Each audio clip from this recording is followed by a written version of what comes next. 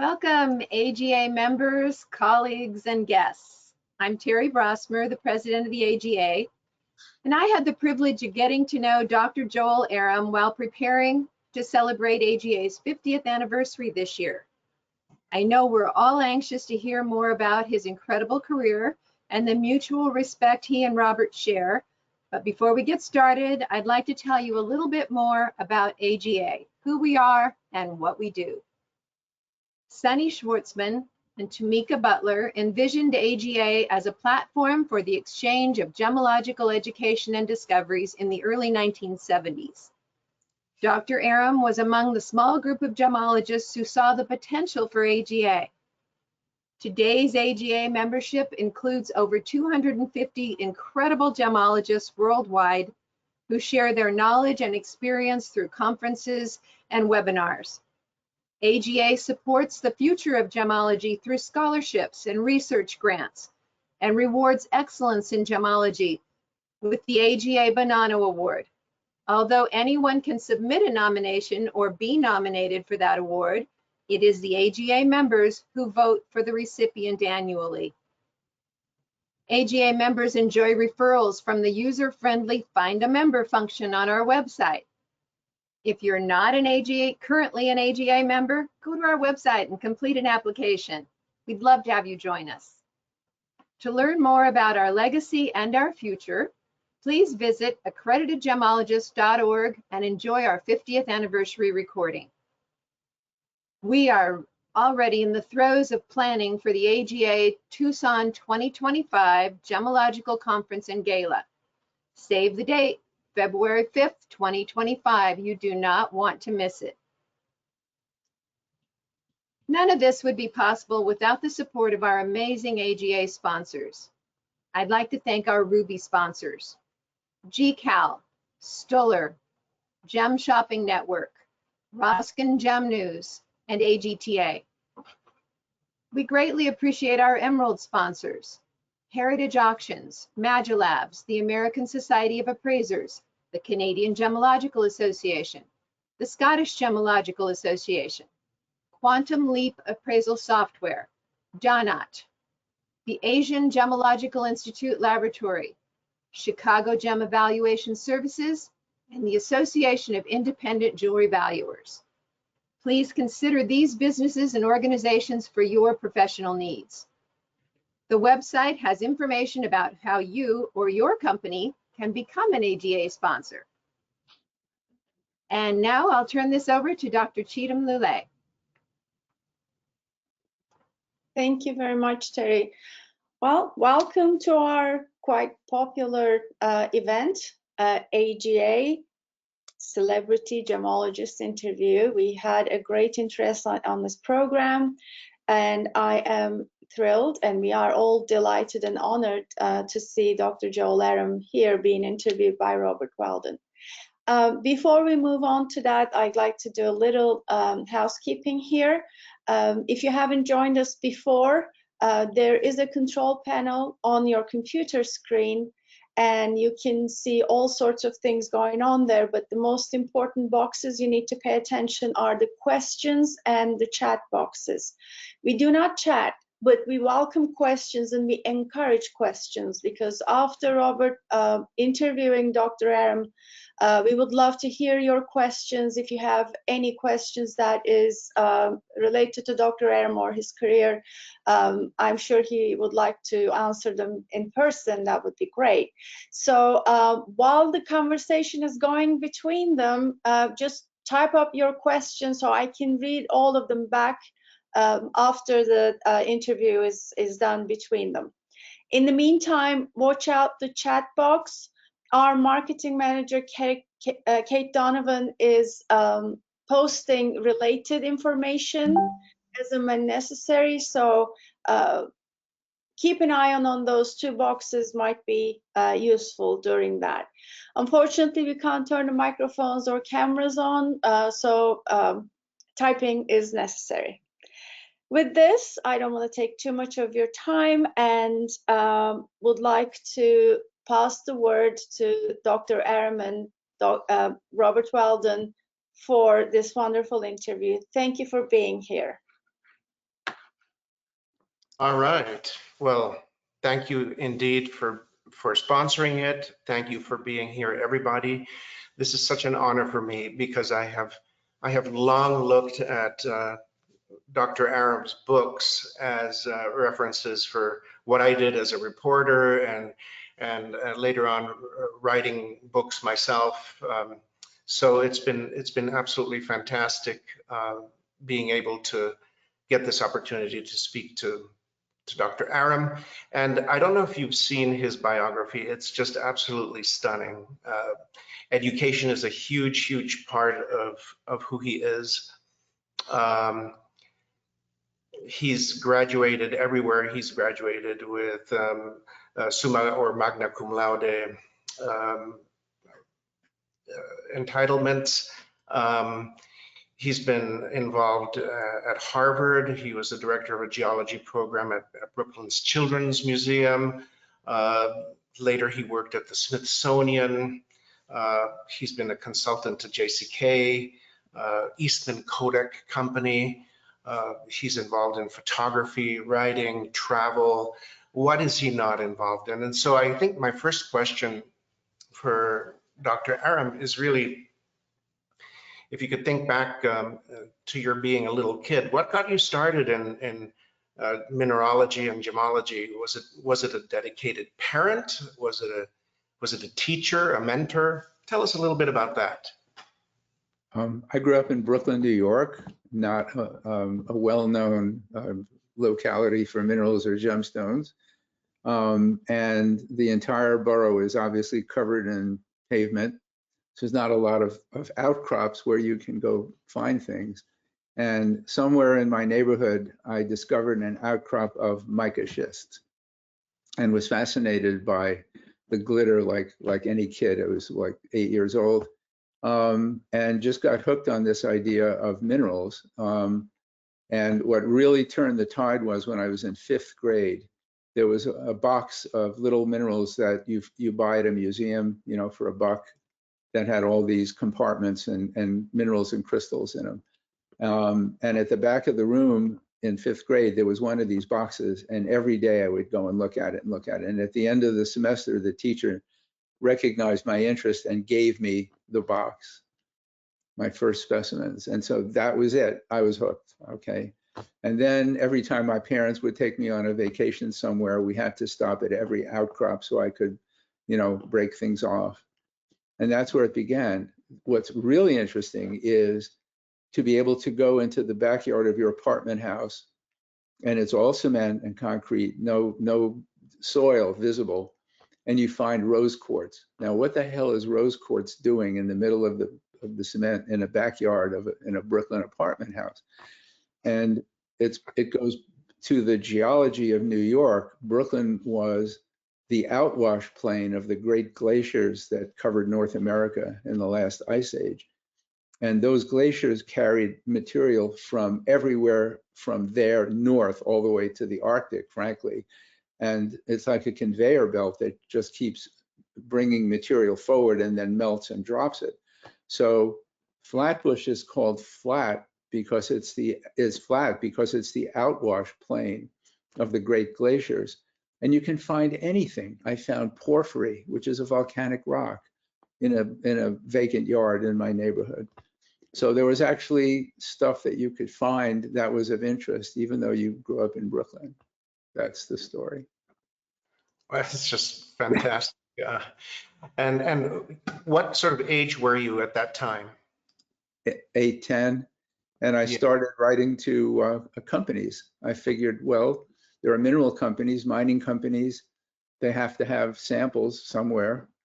They'll be nice to some kid that writes in and wants samples. And that's how I got my first little collection. Just writing and add them to companies for samples. Yeah, who doesn't want to help an 8-year-old who's got such curiosity? That's fantastic. Right, exactly. Okay, well, you know, you've been referred to as a Renaissance man by several people that I've talked to, and it's because you've got such a wide-ranging scheme of interests, from, you know, writing books and articles, collecting, as you just mentioned, bringing people together in associations. that whole other world of synthetic and man-made gemstones, lapidary, photography, you name it. Out of all of these, is there one branch to which you dedicated your greatest interest and curiosity? The theme that runs through everything I do is education. I guess I discovered that I had a reasonably good skill at communicating and writing, and I figured, you know, if I can learn something and have the ability to pass the information along in some meaningful way, it's very satisfying. It sort of validates a lot of, I mean, all those other skills and things I did out of necessity. Photography came because when I did a PhD thesis, I needed photography for my thesis, and I couldn't get any. There was nobody to get to do it, so I had to learn how to do it on my own. And darkroom work, so I could make the prints that went into the final print version. Then when I got to the Smithsonian, there was a lot of other activity going on. I suppose this is a story worth telling, because another theme that has filled my life for decades is photography. I know that's near and dear to your heart too, Robert. So, and where did that all come from? So I'm going to tell this story. It's a little bit long, but I think it's really interesting for a variety of reasons. The curator of gems and minerals at the Smithsonian in the early 1970s was a guy named Paul Deshotels. And he actually built the Smithsonian's collection through trades and wheeling and dealing. I mean, he was entrepreneurial in that regard. And in the early 70s, he was tapped by a publishing company to write 3 books. One of them was called The Mineral Kingdom, which was the first big coffee table, all-color book on minerals. And it made him an overnight sensation. He became famous in the gemological and mineral community. It was an amazing book. And the guy who did the photographs was a guy named Lee Bolton. And Bolton's claim to fame was that he did all the photos for the Smithsonian's postcards. And later in those years, I actually went out in the museum with Lee. He was tasked with doing a photograph of the, I guess it was an Apatosaurus, an 85-foot dinosaur skeleton in one of the big halls. Can you imagine what it takes to take a picture of that? And he had light spread out all over the room. Anyway, so he did the photography for Paul's book. The second book was called The Gem Kingdom. And again, it was a huge success. It put Paul on the map. And then the third book was a paperback called Rocks and Minerals, which was part of a series that was being done by Bantam to replace, for those of you out there that are my age or almost, we grew up with a series of nature books called the Golden Guides, which were all done with watercolor illustrations. Everybody had Golden Guides for everything: rocks, minerals, fossils, bugs, plants, trees, astronomy, everything. Bantam wanted to replace those with a new series that was all done with color photographs. And so the third book that Paul was supposed to do was the Rocks and Minerals book that would be part of that series of, it was like 35 titles. He didn't want to do it. He said, I became famous with these big hardcover books. It was time consuming, a lot of work. And he just didn't want to, I'm already famous. Why do I need to do this paperback? But he had a contract. So one day there was a knock on my office door next door to his at the museum. He says, Joel, how would you like to write a book? And so the only way out was to find a substitute author. So I wound up doing that paperback, working with Lee Bolton on the paperback. At the same time, they were doing the gems and the Gem Kingdom book, and Lee was doing the photography, and they were doing it all wrong. I walked into the room one day, and they had a table covered with gems that were fist size, 100-carat peridot and a 300-carat aquamarine, and they were all laid out on a table, and they had lights coming in from the side and above, and just trying to light these things up. And as Robert, you know, all they were getting were reflections, specular reflections of light coming out in all these different directions.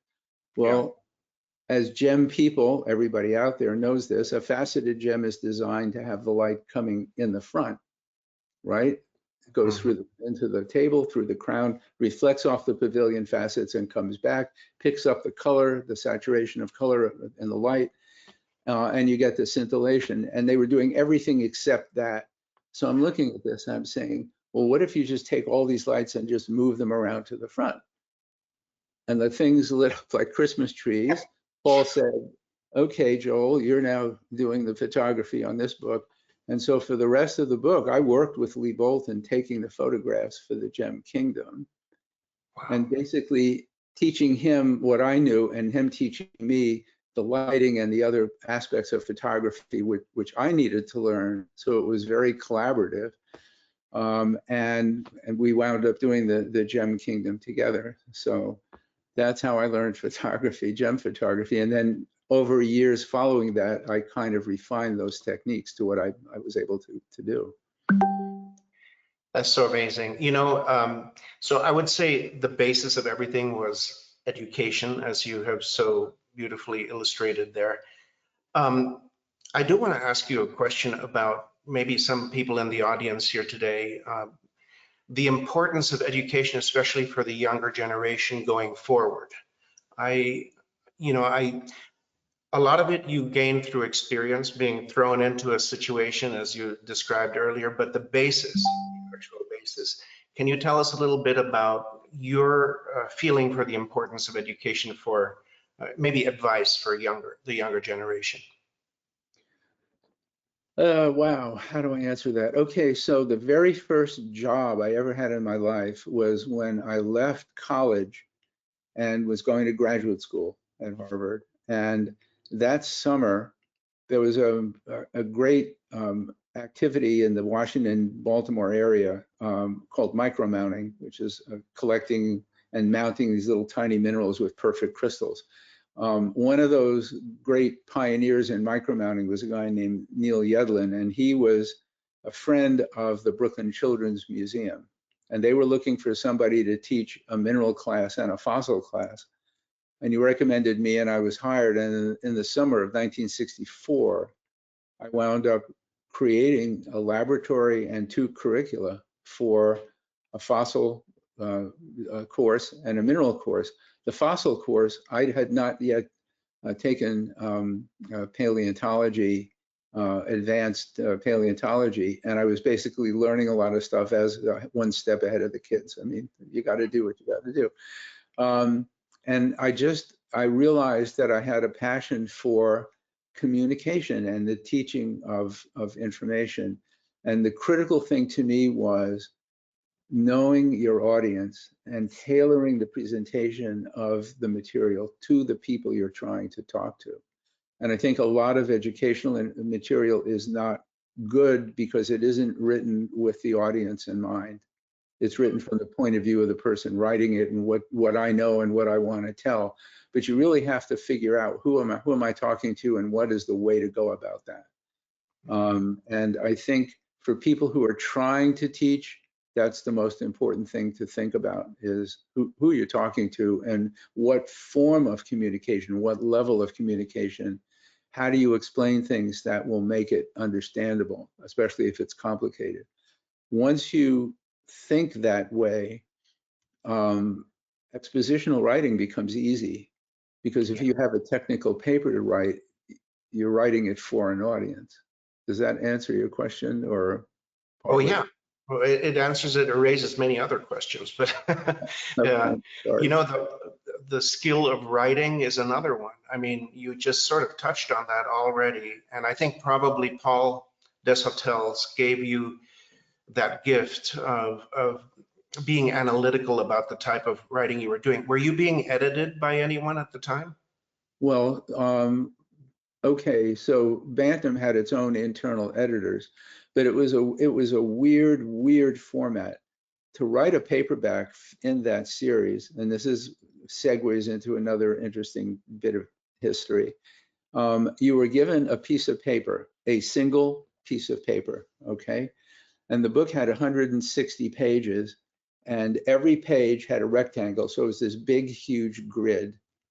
And the book was written into the grid. So you had to make sure that a particular chapter ended at the bottom of the grid on the right side, because then the next page was going to be a new chapter.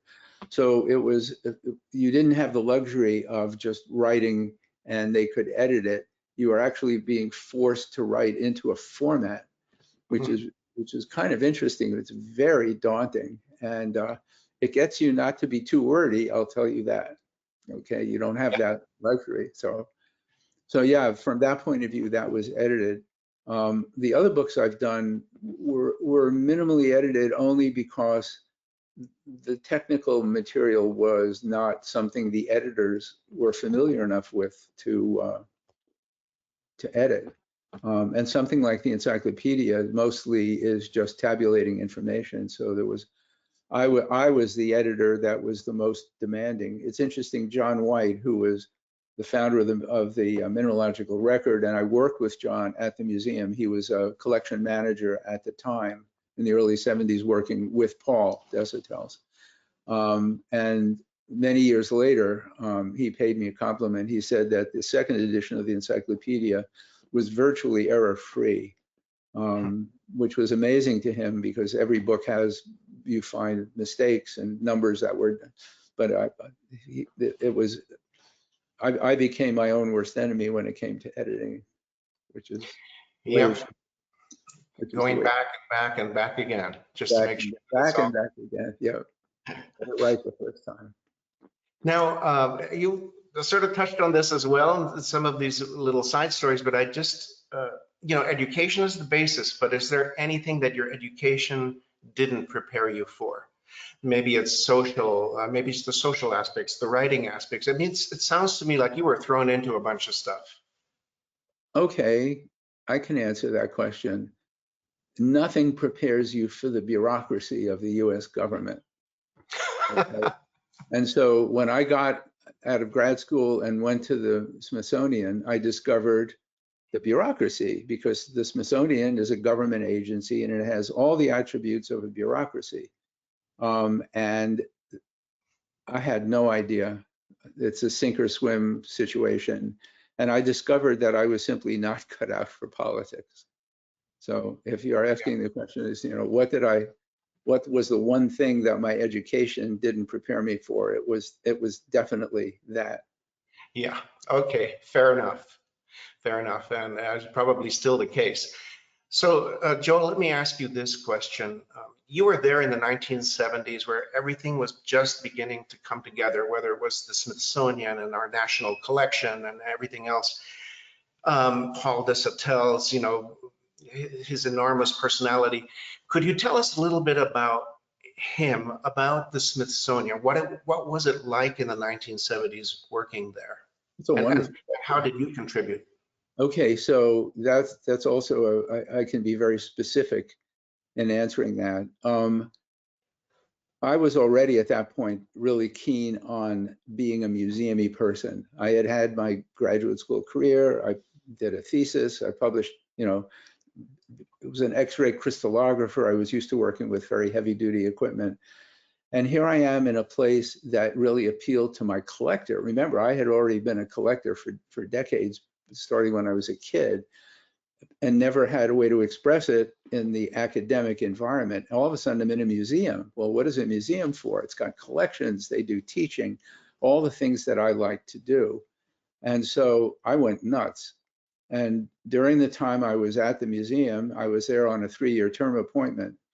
I published that first book that Paul didn't want to write, The Rocks and Minerals. And then I started this thing called the National Synthetics Collection, which is another interesting side story if we want to get into that.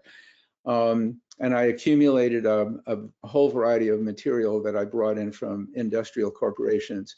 And I was going to put on an exhibit at the museum before I left in the summer of 1973. It was a major exhibit, filled the lobby of the Natural History Building. It was a big deal thing. I had an opening party. I invited all the people who contributed crystals. I had all this wonderful stuff. Smithsonian Press came to me and said, you have this exhibit, you have all these wonderful materials. How'd you like to write a book for us about synthetic crystals? I said, great.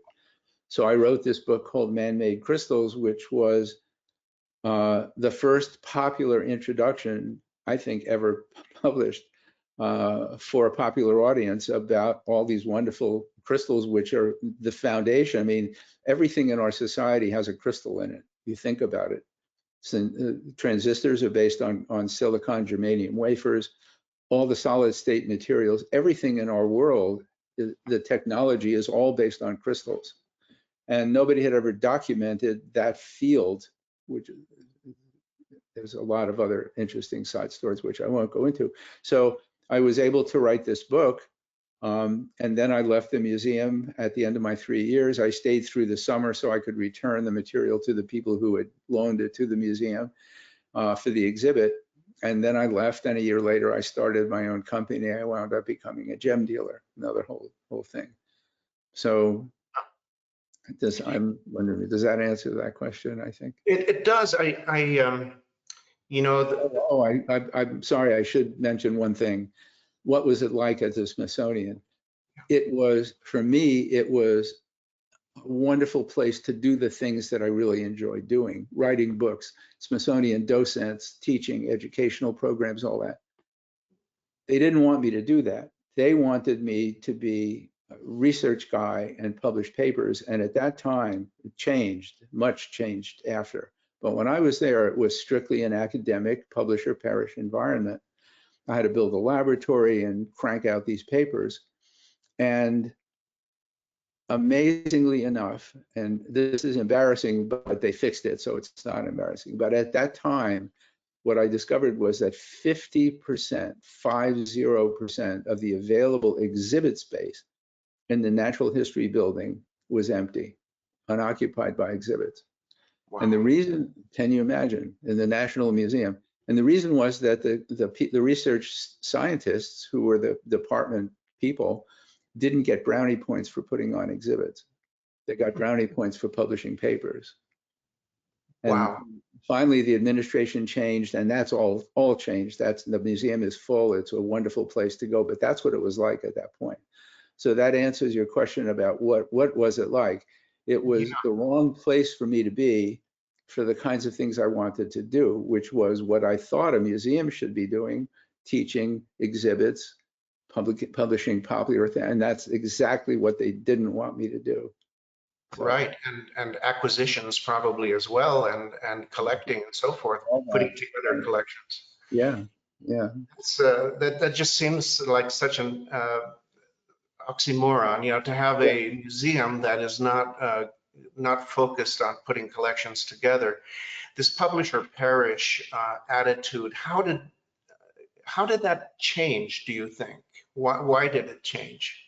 Well, it changed because the administration of the museum changed, and they realized that it wasn't serving the public need. I mean, this is a thing that's funded, the Smithsonian is funded by Congress, and there is a public interest and public benefit, and not paying attention to exhibits and the educational side was ridiculous.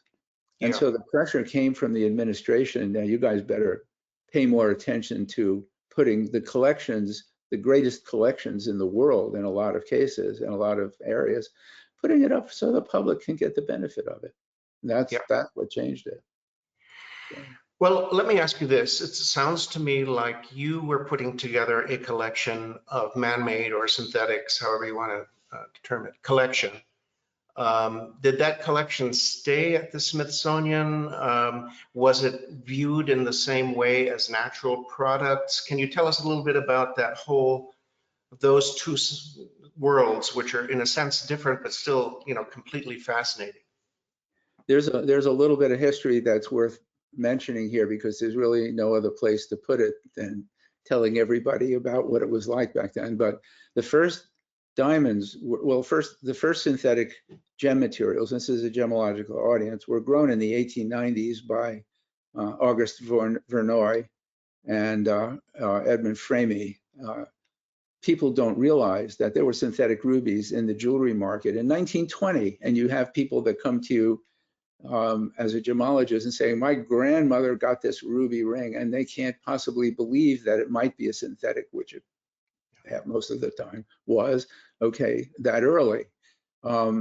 but never diamond. Diamond was a real bear. Okay, I won't use the other term. And it wasn't really solved officially, and this is where it gets interesting, until 1955, when at the GE company, Wentorf and Strong developed this huge apparatus. It was 2 stories tall. There's a picture of it in my book, actually, which I got from GE, of this huge high temperature, high pressure apparatus for growing these tiny, like 6-7 millimeter size crystals of diamond. What most people, and especially in the gem industry, will find, I think, this interesting, is that the great crystal growers of the world were always the Russians. Years and years before everybody else, they were growing crystals of all kinds of stuff. And nobody really has documented this, but I truly believe in the 70s, in the jewelry market, there were these things called white bears, which was Russian diamond melee, deflawless, absolutely, and ideal cut, all of them. It was the best melee. You could not get better melee than what was coming out of Russia in the mid 1970s. And when I finally got enough information to learn about this, I realized that it was very possible, nobody knows for sure, because Russia is a major diamond producer and there's a lot of very fine small stones coming out of Siberia. But what a perfect cover. If you were making buckets and buckets of tiny diamonds, just the right size to make melee, because you couldn't grow big ones back in those days, and sort of mix those in with the natural stones you were selling, nobody would ever know. Yeah. Interesting. Yeah. So that's the tie into the jewelry market back then. But I realized that the 70s were the great glory days of crystal growing. That was the time when all the real pioneering research was being done on crystals, all of which we now take for granted as industrial raw materials. And nobody was documenting it. It was like, where's all this stuff going to go, and who's collecting it, and who's preserving it? As a museum person, that was always a passion of mine, is the historical side. And in the future, people are going to look back and say, well, why the hell didn't you keep this stuff, do something, preserve it? So I said, well, nobody else is going to do it. So I started the National Synthetics Collection in 1971. On my own, I just went to the museum administrator and said, we need to have this collection. She said, great, do it. I went out and got publicity for it, and I contacted all the major corporations and said, please, whatever crystals you can spare, and I started this collection. And then nobody was documenting the scientific side, and there's this whole branch of study called the history of science. And crystal growing was never a part of the history of science. There was never a curriculum or an academic effort from anybody to do that. So I begged the museum for enough to buy a tape recorder and some travel money. Yeah. And I went around to the companies that were growing crystals to try and interview the people who were the pioneers in the crystal growing industry from the perspective of history of science, to preserve their stories and how this came about. And I wound up interviewing in Texas Gordon Teal, who invented and grew the first crystals of silicon and germanium. Can you imagine talking to the guy that created what is the technology that is the foundation of the world's technology today? This guy grew the first crystals of silicon, and I actually got an interview with him on tape. So that's what I was trying to do at the museum, and to preserve as much of this material as possible. I had friends at Bell Labs, and they were sending all kinds of stuff. That's how I got to know Kurt Nassau, long before Kurt was involved with gems, long before. He was growing scheelite crystals at Bell Labs, and we became friends. And I left the museum, and this is the great tragedy. Nobody picked up the ball. I had built this core collection and created the platform, and there was nobody interested enough at the museum to continue it. Can you imagine from 1973 until now, 50 years of accumulating more and more and more of all the material that was being produced over that time period? None of it was done. Wow. So that material is still there in the archives, but just hasn't really been properly classified. Never added to, right. Nobody ever added to it. It was, there it is, still sitting there. Wow. Oh, well. So I was going to ask you a little bit about Kurt Nassau. So you mentioned him a little bit earlier, and so in a sense, you preceded him, as I understand it, because he became such a popular name in the whole man-made, synthetics field. So, Right. so did you get to know him? Were you guys friends? Oh, yeah, I knew Kurt really well. As a matter of fact, I used to visit him in Murray Hill at the Bell Laboratories. And he was a crystal grower, and he was growing scheelite, calcium tungstate, and all different dopants and colors and for, optical and electronic properties.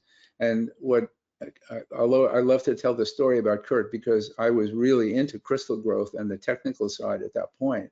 I was a charter member of the American Association of Crystal Growth when they first started that because of my involvement with the collection. And so I asked Kurt, well, how do you keep up with this enormous literature that was just exploding? And his answer was very simple. He said, I don't. He said, I just ignore it all and publish my papers, and then everybody has to read what I write. That was Kurt's answer to how do you keep up with it? Well, who cares? I don't have time for that. And then it was years later that he got involved with gemstones and then realized that, okay, I was doing it from a popular museum-y, public education point of view, but here's this professional crystal grower with his academic credentials in that field, and there was nobody else in the gem field. There were other crystal growers like Carol Chatham and Judy Osmer that were making synthetics, but they weren't a professional crystal grower like Kurt. So he had this niche. So he was able to just take it over, and he became the guy in the technical side of growing gem crystals. Yeah. Well, I speaking of Carol Chatham, with the book that just recently came out that his son Tom wrote, which is people really love it. Did you get to know Carol? I mean, Carol was sort of brilliant, but he was trying to invent a lot of these things on his own. Did you get to meet him? Did he ever consult with you? No. Never knew Carol, but I got to know Tom a little bit.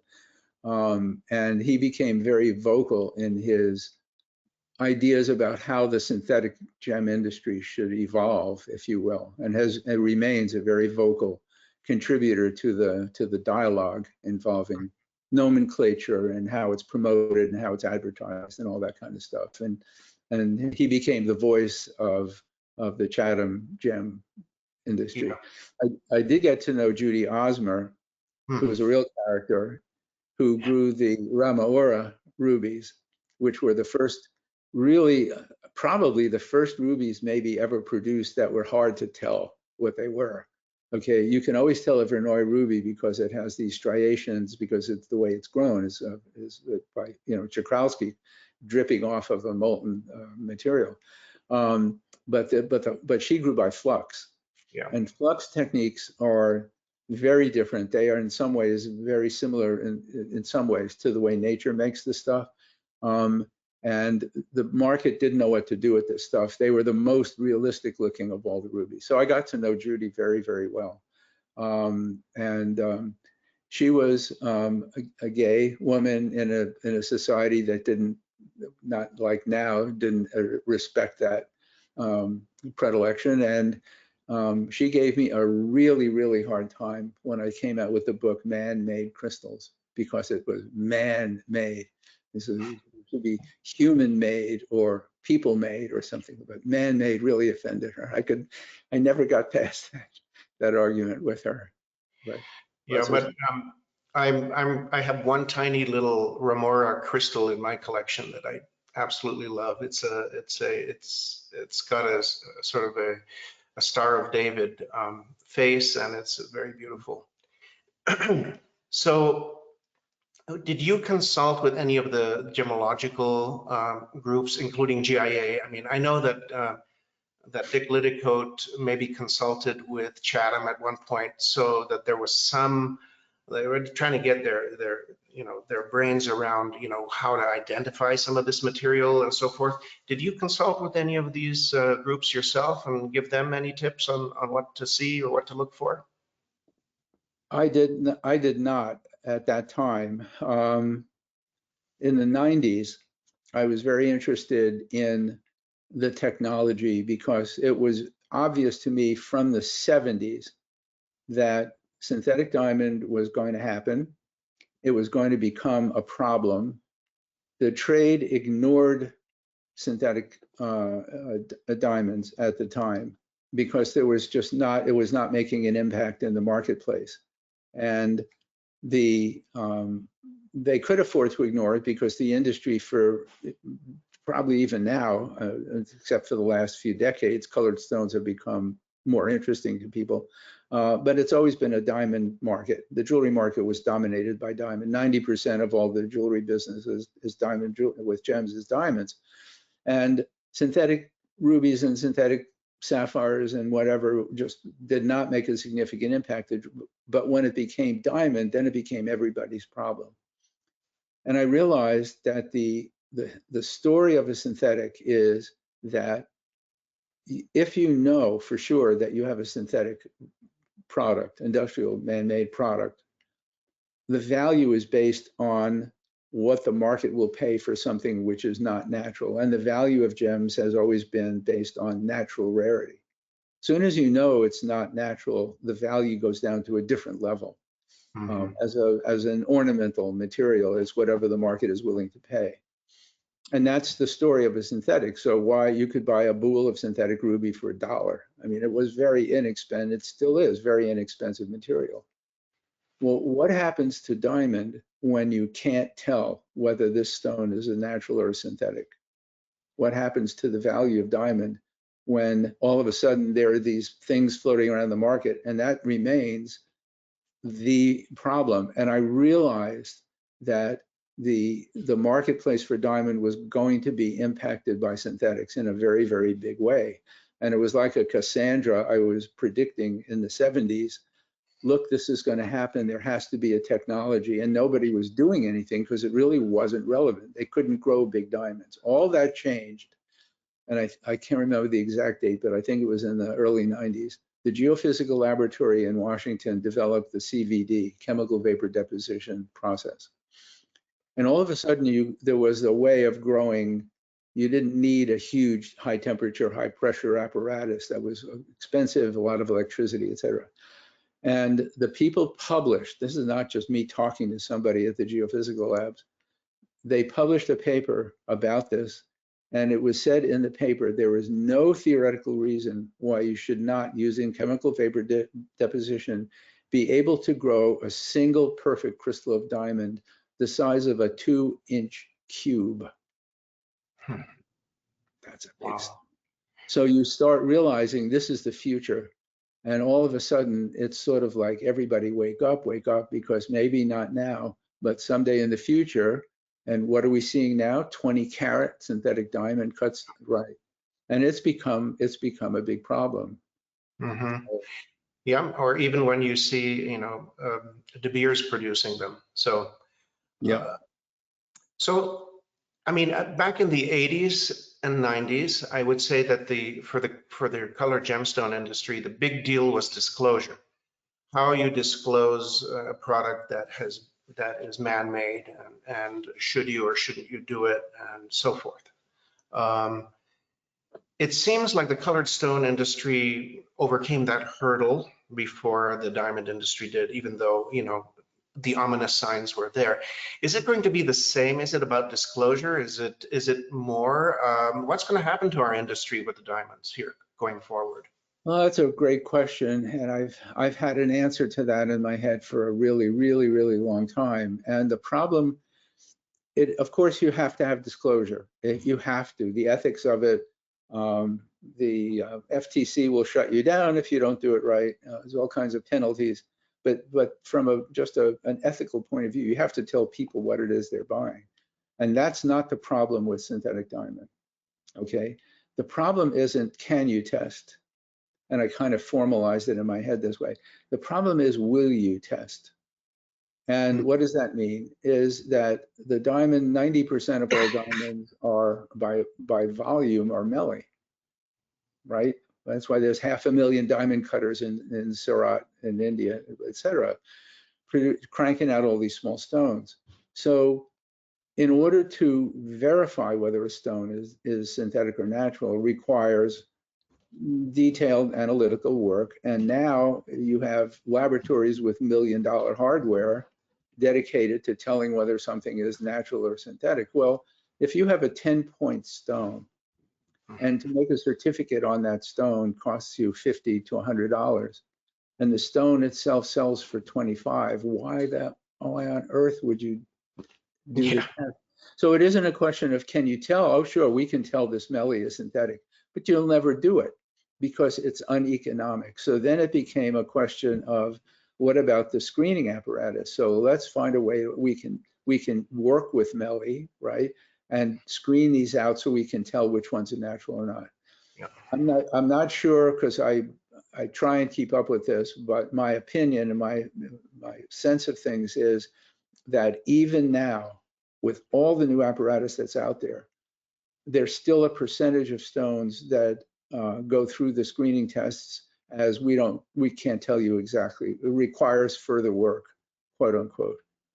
My feeling is that if you have a parcel of 100 stones, if you have even one that could be a synthetic and it gets through, it invalidates the whole thing. Because when you put 100 stones into a piece of cluster jewelry and guarantee the buyer that these are natural stones, and there's one in there that you can't guarantee this. So how do you deal with that from an ethical point of view? It has to be 100% or it doesn't work. Yeah. My opinion. Well, Joel, let me ask you sort of a slightly different question about that very same topic, though. How about societal changes? I mean, do kids care if it's natural or synthetic anymore? Do someone getting engaged, does it matter to them? Has the diamond business priced itself out of existence to some degree? I mean, can you shed some thought on those questions? Well, going back to the 70s, when this all first sort of hit the fan with the possibility that you'd have quantity of synthetic diamond, it became obvious that what the marketplace will do with a gem is exactly what it did with ruby, which is to price the synthetic material, as long as you can tell it is synthetic and not natural, will price the synthetic down to a different level commensurate with rarity. And that's exactly what happened. And it's happened with all the synthetics, a different material, different product at a different price point. That was never an issue with diamond. In the last 10 years, synthetic diamond has gone from 1 or 2% of the market to 20. I published what I've been reading in the journals now, 20%. And the price has gone to the point where the price has dropped so dramatically on cut synthetic diamonds that people are giving them away as promotional items because there's too much production. It's just become a nightmare for the gem industry. And so to answer your question about the public reaction to this is there's a lot of people who simply don't care and are very happy to be able to buy a diamond for 1/5 of what it would cost for a natural stone. It looks the same, it's the same material.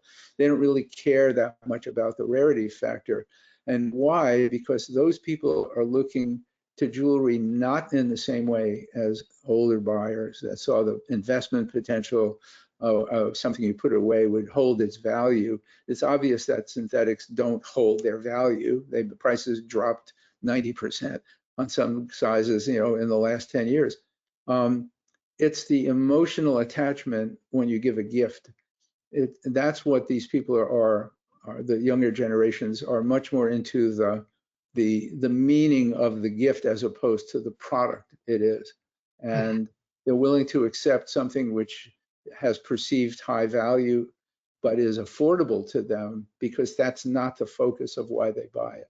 They're not buying it for heirloom value. My kids will have something of that. They're buying it for the occasion that they're using it for. That's my sense of it.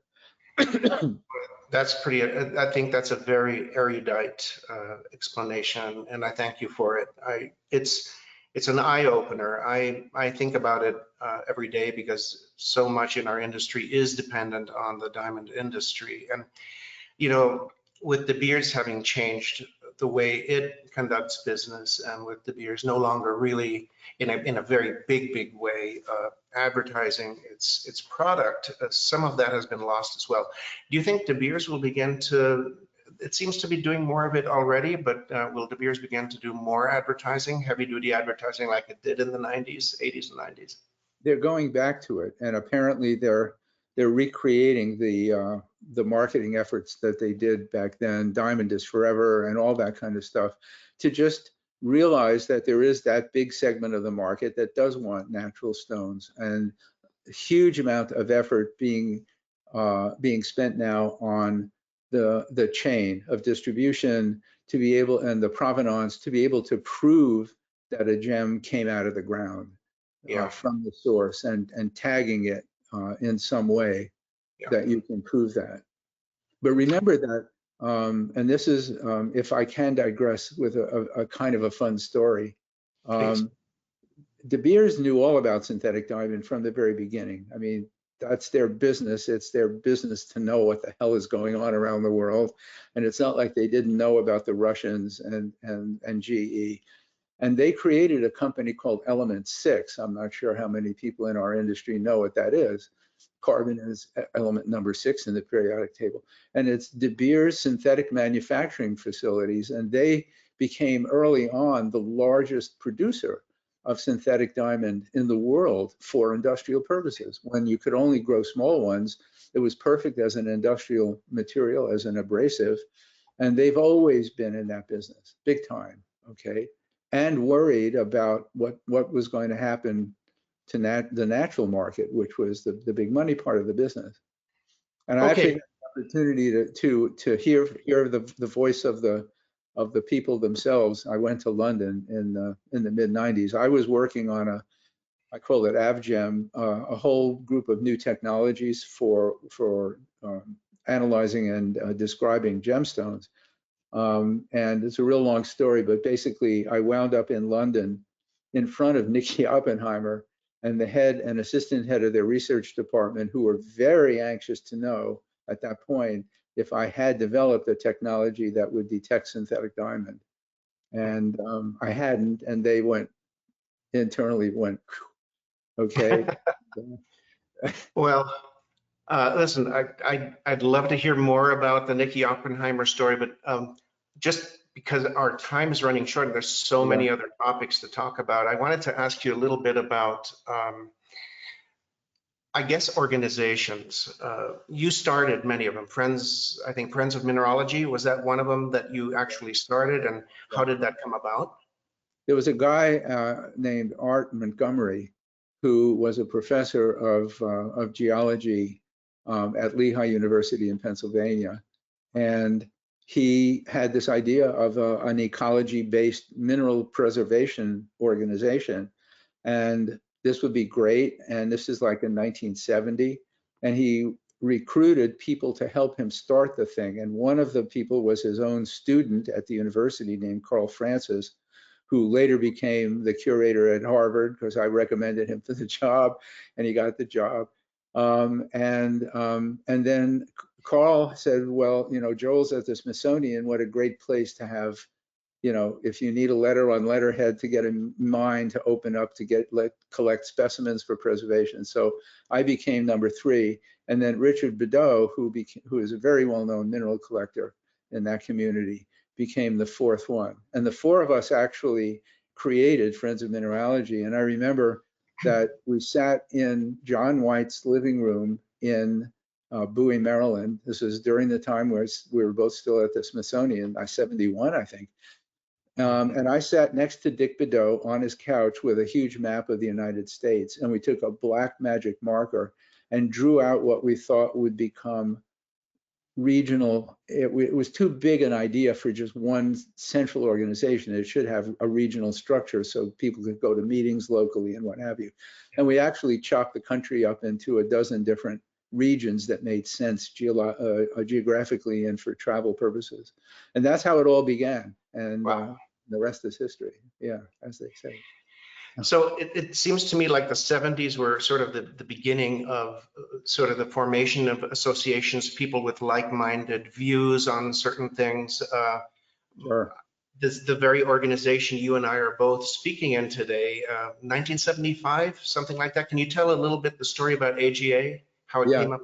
It's a mercifully brief story. So there was a guy named Tony Bonanno who was a gemologist in DC and had National Gem Appraising Laboratory in Silver Spring. Really, I got to know Tony really well. He was a great guy, a really good gemologist, one of the best I've ever met, and unbelievably ethical. You had to do it right. And he encouraged his people who came to work with him and study gemology with him to get their FGA. And so he became, his laboratory was where students took the FGA exam, and he had a whole bunch of students, two of them being Sonny Schwartzman and Tamika Butler, who were students of Tony's and got their FGA and said, well, we really want to continue with this. We love this. We want to learn more. And so they decided to create an alumnus organization of the British Association. And they wrote to Harry Wheeler and he gave them formal permission. And that was 1975. They started this thing in 1974, but it was a study group. It was not an organization in 74. It was simply a study group.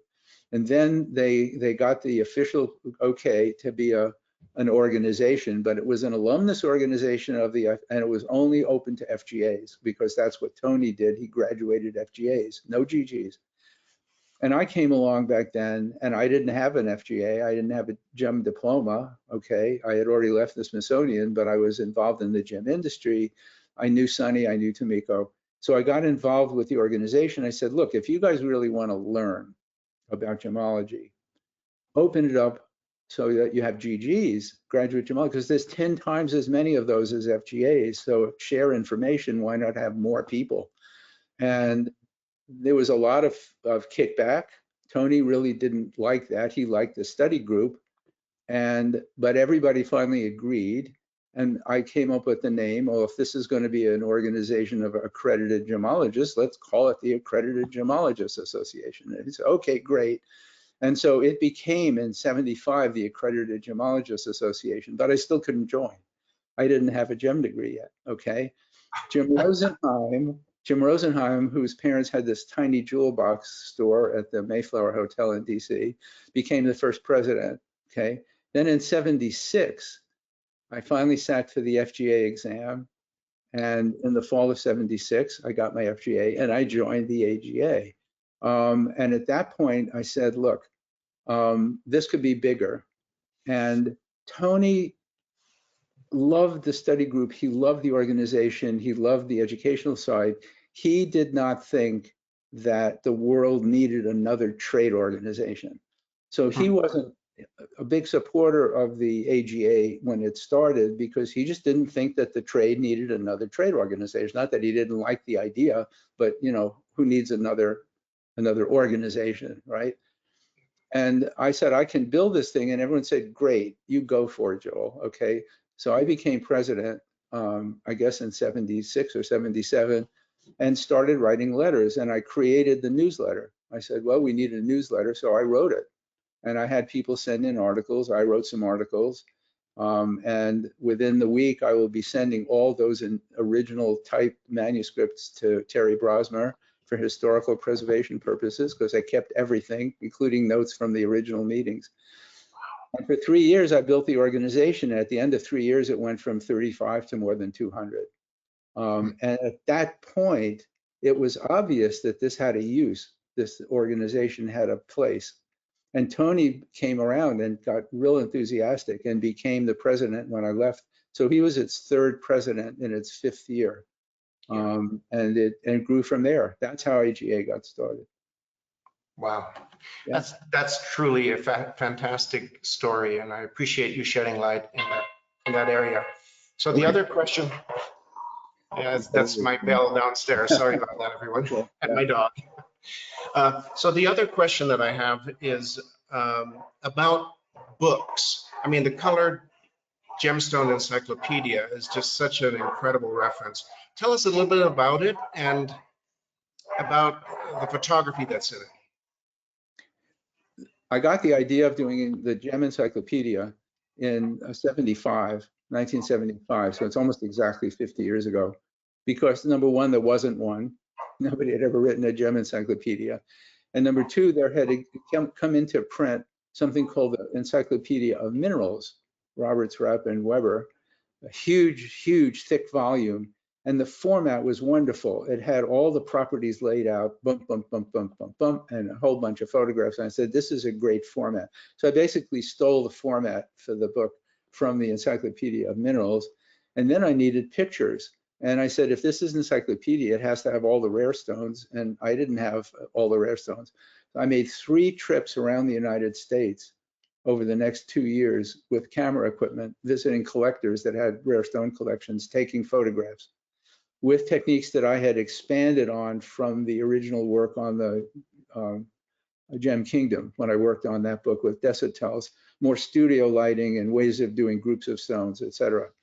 So that book came out in '77, but I was now in the gem business. And over the next decade, I had accumulated my own collection of all the different stones, including a big rare stone collection. So I had the material mostly in-house, and I had much refined the photographic techniques, which I won't go into. We don't even have the time for me to explain to people how I did the work.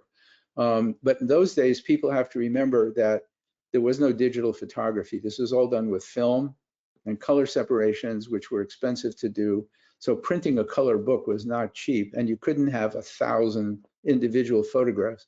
So what I had to learn how to do was take group photos, like here's 20 different zircons and 15 different sapphires of different colors, and take them as groups.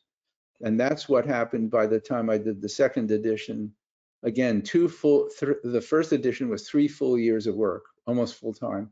The second edition took 2 full years of work to do, to update it, expand it, and get all the photos done. So yeah, amazing. And yeah, I have looked at it as a reference before, even just for color reference, to see, you know, the difference in certain tourmalines or zircons or spinels, you know, as you say. You developed sort of a traveling kit of photographic equipment, didn't you? So that you could go to localities? sure. Well, for doing gem photography, the technique that I used, because it had to be accurate color in one shot, you couldn't do multiple individual photos. And you have stones that are greens and blues and orange, and the film back then, Kodachrome type A, was sensitive to the warm wavelengths, not the cold. You use ectochrome if you wanted blues and greens, use Kodachrome if you want reds and oranges, if you remember all that stuff. So I was using Kodachrome A and photo floods that were color matched exactly to it. So I had to develop a technique where I could lay the stones out, which is a long story, and then have the lighting. And what I developed was, in the 10-second story, is I made a cone out of stiff white paper. And using the micronickel lens, the lens element is set way back inside the lens. So it's not, you don't get reflections of light coming in from the sides. And I put the cone over the lens of the camera, suspended the camera over the group of stones, which was on a tabletop face up, all face up, and leveled out. And I had the lights, the photo flood lights coming in underneath the cone from the side. So what I was creating was a ring light using photo floods and a paper reflector, but the paper reflector pretended to be the light. It was reflecting light from the photo floods. And I was able to get accurate color on these groups of stones by doing it that way. But I had to bring all that stuff with me, throw it in the trunk of the car, and take it around. It's much easier if you're at home and you can do it on a desk downstairs, right? Yeah, I know all about it. You know all about it. A year and a half ago, I was in Burma, lying on my belly in some very remote place, photographing things with tiny little lights and diffusers like you're describing. You do what you got to do, right? Yeah, you do what you got to do. And, you know, because with film, I mean, with digital, you can tweak the color so you can get it more or less right. With film, it's a hit or miss, and plus several days would elapse before you got the film developed, right? Well, this is a 30-second story that is important to tell you. Yes, you have to get it right on the film, but it's never perfect. But then you go to color separations, which are the intermediate step when you go to print. You have to go from the original slide or color slide to the color separations. Then the color separations go on a printing press, and you're printing from the separations with colored inks. And the inks vary in chemistry. And all of these things add variables to the color. And so how do you ever get the color right on a printed page? That's why I stood over the printing presses when we did the encyclopedia, because by standing at the press with those strips of color and tweaking red, green, red, yellow, black, whatever, I could tweak the color coming out on the printed page to what my brain remembered this stone actually looked like. So what I was able to do when I did the book, that's why I want to tell the story. I bypassed the limitations of the film, the color separation, and the printing press, because I was correcting the color to my visual of what the stone itself actually looked like. And there's no way else you can do that. No other way. And that's why the color in the encyclopedia is so accurate. That's the story. Well, and color memory is, as we know, a tough thing. Cheatham has shown up here. That means she probably has a bunch of questions for us. Well, a few actually. So we had such a great chat. I didn't want to interrupt much. But for some reason, we didn't get any questions other than synthetic diamonds. I didn't want this to turn into a synthetic diamond discussion, but it's our duty to ask the questions. So the first question came from Douglas Liebman, and he's asking, why would synthetic diamonds be historically any different than any other synthetic gemstone? They shouldn't. Same pattern, same course of development, everything about it's the same. It's just that when it first happened and there were the possibility of synthetic diamond, it was so impactful on the jewelry industry, and the potential was so disruptive that, remember, synthetic ruby in the 1970s, there was 75 years of history by then already of how you get used to this problem. Okay, several generations had grown up knowing that there was synthetic ruby, synthetic sapphire, now synthetic spinels. All of a sudden you have synthetic diamond and nobody knew what would come next. Okay, so over the last 40 years, this has evolved, but it's evolved in exactly the same way. And so you have a two-tier market and prices have dropped to where they should be, which is when you can detect a synthetic stone, the price should be different from the natural stone. Is this surprising? I don't know. I don't think it's surprising anyway. I'm so glad that the price fall was actually faster than I thought it would be. So yeah, it just sort of happened. And it happened as the size became big enough to get a bigger and bigger chunk of the market. Yes. Melly, okay, we can live with this. If 50% of the Melly is okay, fine. When it's a 3-carat solitaire and you can't guarantee it's natural, you got a problem. That's what, right? Thank you. Do you foresee any consolidation of the synthetics market? Already happening. A lot of the growers are going out because they're uneconomic. So many misconceptions. It is not ecologically friendly to grow synthetic diamond. It uses an enormous amount of electricity and fossil fuel burning plants to produce the electricity. There is no ecological benefit of synthetic diamond. And the price has come down to the point where it's just become uneconomic for a lot of people to grow the things. And people have factories. You go to China and there's 500 diamond anvils that are churning out diamonds. The market can only absorb so much, and there is consolidation now in that industry. It's getting more the way it should be, where there's going to be a handful of growers that dominate the market. It'll be a niche market, and it'll be separate. Yeah. That's the way I see it unfolding. So I'm going to ask a slightly separate question. I'm going to go back to your book because I wanted to ask you a little bit more about the book. Now, which of those books is digitized and is on your website? Because I think that'd be very important for the viewers to understand that they can actually go and look at the entire book on your site. All the books, apparently, I've done 7 books. They're all available on Amazon, used copies. When I realized I was not going to do a 3rd edition because now the internet was there, you could look up stuff. You didn't need a reference book necessarily to get information. it became like, I don't have 2 more years to write a 3rd edition that has marginal improvement of value. So I decided to scan the encyclopedia, 2nd edition, which has really good pictures. The full text, all the pictures are up on my website, free. Anybody can get them. Oh, that's fantastic. joelarem.com and some other articles and other stuff too. But the entire book is there. Why not? Just to keep it as a resource for people. Mm-hmm. Thank you. This is always the generosity of important people that I appreciate. So thank you very much for that. We have posted all these links, all the information that could be found on the internet through our chat box. So all the audience should see that. I just wanted to remind. Okay. The next question coming from the audience, and before I read that, I want to remind everybody and encourage them to ask questions now while we have the experts here to talk. So carry on with that.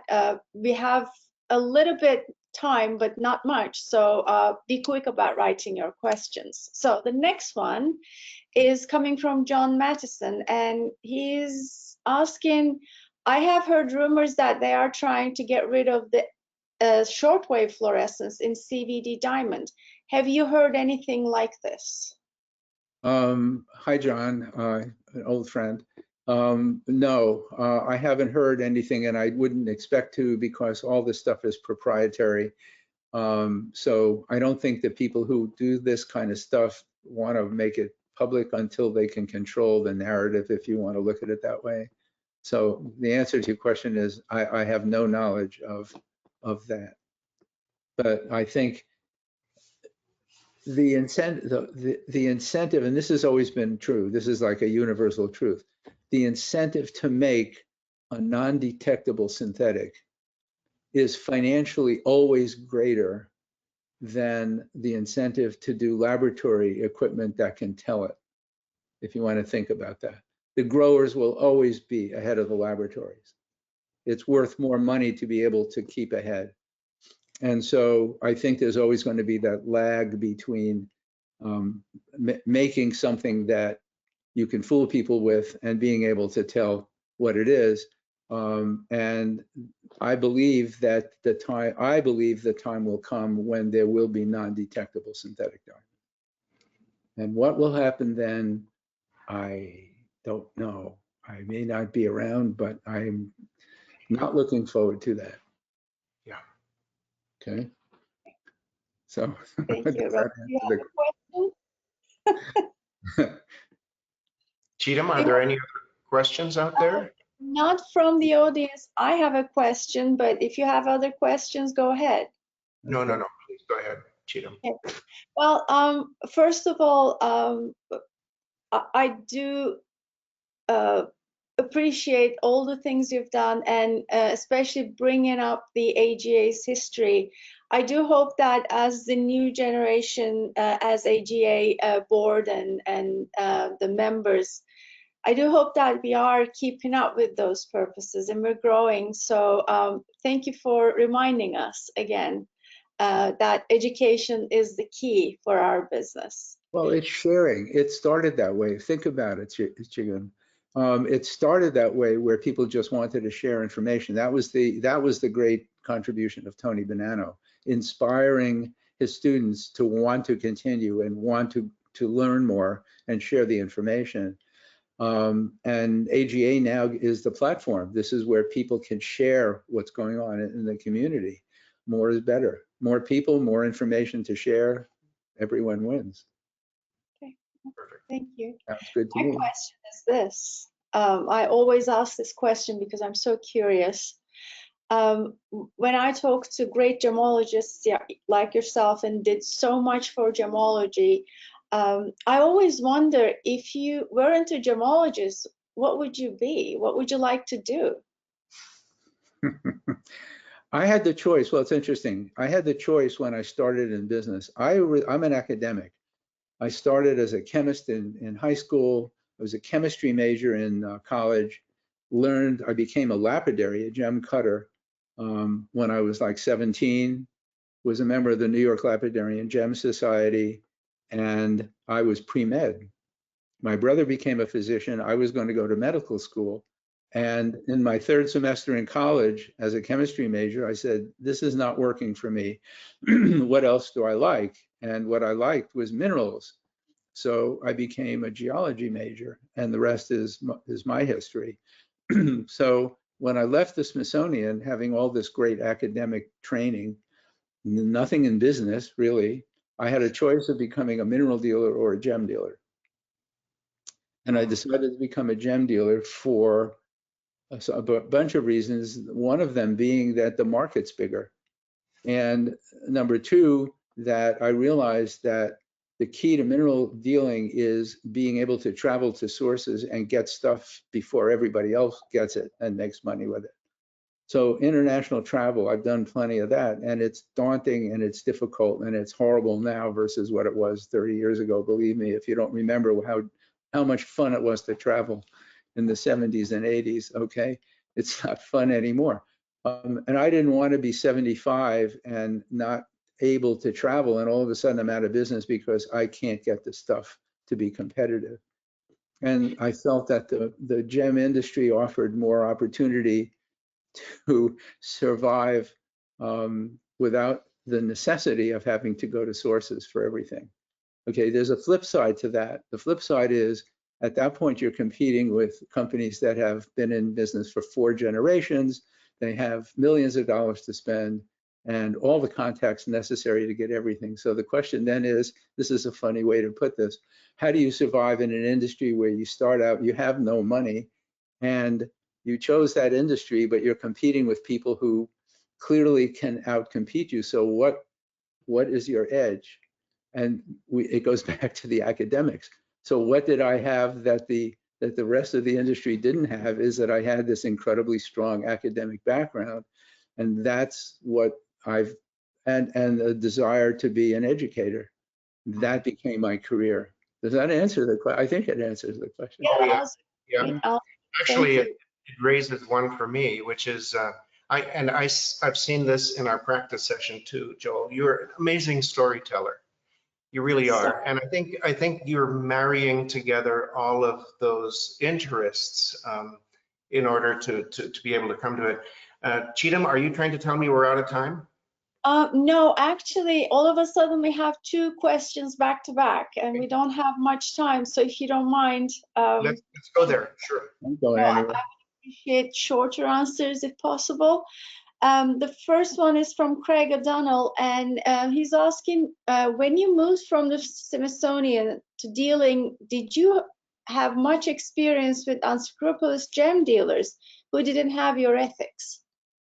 Oh, sure. I mean, when I started in business, it was the early 1970s, and the business, my end of the business, not in the jewelry industry. These are the loose gemstone dealers. What you have to realize is that in the early 1970s, colored stones were not a thing. The market was entirely diamond. Nobody cared about colored stones. If you wanted a peridot, you go to the back of the jewelry store and there was a case of birthstones, that kind of thing. The early 70s was the explosion of interest in color. And so the group that I traveled with, and we did shows, you know, gypsies, going from place to place, you know, somebody rents a hall, you set up a gems show and you sell. That's how I started in business, 4 years of selling at shows. And you meet all kinds of people. And I've certainly had plenty of experiences with, if I can make a digression, much later, I was at a Tucson show, and because unscrupulous, there's also you have to laugh at the possibility of people who simply don't know sometimes what they have. And I love to tell this story. I was being offered a peridot, about 25 carats, big stone, and I loved it. The price was right, and I picked the stone up, and it didn't feel right. And I was at a show, one of the fringe shows in Tucson, and I said, there's something wrong with this stone. It just doesn't feel right. Didn't have the heft that I felt a peridot show. So happily, the GIA had its booth in the big convention hall. We said, let's go over there. They have instruments. And we took it over there and tested it. It was glass. The guy who sold it didn't realize he had bought it as a peridot. He just didn't have the gemological experience to be able to pick up a stone and say something's wrong with the stone. So it's not so much being unscrupulous as there's so much misinformation. There's so many misrepresented materials, and everybody is at risk. Okay, we're all in the same boat when it comes to that. You have to have some knowledge. Thank you. Well, education counts at every level. Counts at every level. The Yeah. second one, actually coming from Tom Chatham. It's a comment, and I think that's quite appropriate here. It is not the intention of growers to fool gemologists, but it is our intention to produce a gemstone that is identical to natural. Mm-hmm. Yep, that's so, the goal. That's the goal of crystal growers. Yes. But it's an arms race. I mean, because it's the mandate of the crystal grower to make it as natural as possible. It's the mandate of the gemologist to tell. The two apart. Yeah. So there's this built-in, not a conflict, but just each side of the industry has its own necessity. Obviously, the more natural looking a stone is, the better. You want something that looks identical to a natural stone. That does create inevitable problems because the value of the stone in the marketplace varies enormously, whether it's a natural or synthetic. So we're all right. Tom is right. That's the goal of the crystal grower, but it's the job of the gemologist to be able to tell the difference. Yeah, and probably to sell it for what it is exactly. And to sell it for what it is as an ethical issue. Yes, yeah. Correct. One more, and this is going to be the last one. They all started coming because we don't have much time left, but hello, Kate from France. Just to thank you so much for sharing this. By the way, we're receiving a lot of thank yous and appreciation for this, so we appreciate that. I'm thanking you for the opportunity. Kate's question is, do you think we will ever have an international certification process where countries could participate eventually? Is this realistic? An international certification.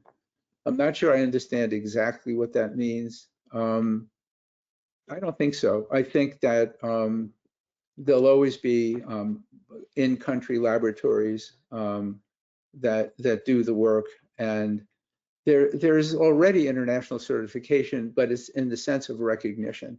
Like, for example, the GIA cert is internationally recognized for its accuracy. Gubelin certificates, Asian Institute of Gemological Sciences, laboratories that have a track record of consistently being correct. And this is a good way to end this, okay? Maybe not. But I always thought of it this way, that if you have a laboratory, it's a king of the hill answer. Somebody has to have the last word. And here's this diamond, right? And it's a white rock that came out of the ground and somebody cut it. And now you have to figure out what it is. And so all these people have a different opinion, and the GIA has an opinion. And they say it's a D, it's internally flawless, or it's a BBS1, but it's a D. That's what it is, because the GIA is the last word. They're the king of the hill. The buck stops there. God made it an F, but the GIA says it's a D, so it's a D. That's the problem, okay? There has to be a last word somewhere in this game. And whoever can capture that title is the king of the hill.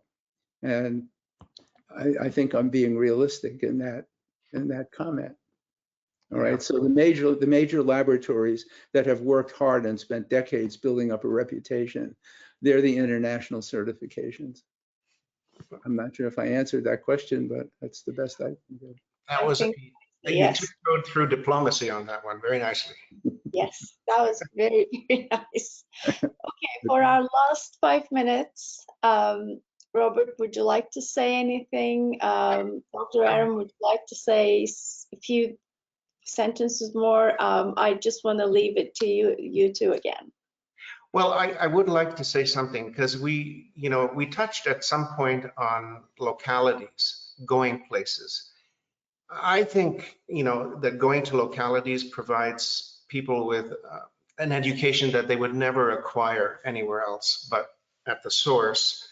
And I think that is so important for a lot of people. It was certainly important for you. Tell us a little bit about how going to the source helped and whether or not this is something that people should consider as they look at their careers. Well, there's no substitute for being on site at a place where gems come from for a whole variety of reasons. I think people, and I'm included, tend to forget what an enormous amount of work it takes to bring a stone to market. Just getting it out of the ground in these remote locations and just what it is, what defines remote, you have to go there and experience that to understand this is out there. Okay, I've been at Longido, which is where the ruby and zoisite comes from, and you're walking on a pavement of ruby. It's hard to explain unless but there's bits of ruby all over the ground, just little everywhere, for an acre. And people don't realize there's a head frame at Longido. And for many, many years, this is like in the 20s and 30s, I guess, they mined it underground and produced stones comparable to Burma in quality coming out of Africa. That's ancient history, nobody knows. So you get this historical perspective when you visit a locality. I've been at the original D'Souza pit where the tanzanite first came from, with rusting equipment all around the edge because they couldn't make it work. It was too much of a collector stone, whatever. Long before they discovered that it was a whole zone and there's like 5 miles of tanzanite in the ground here. And it just gives you a much better appreciation of the true rarity and the reason why gems are valuable.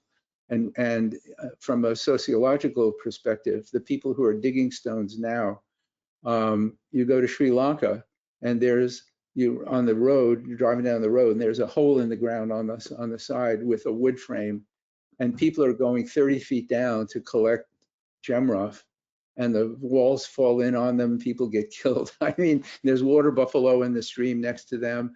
I mean, it's really primitive in many places and highly dangerous. And all of this adds value. It's the value of the supply chain that you don't learn about reading a book or going to a jewelry store.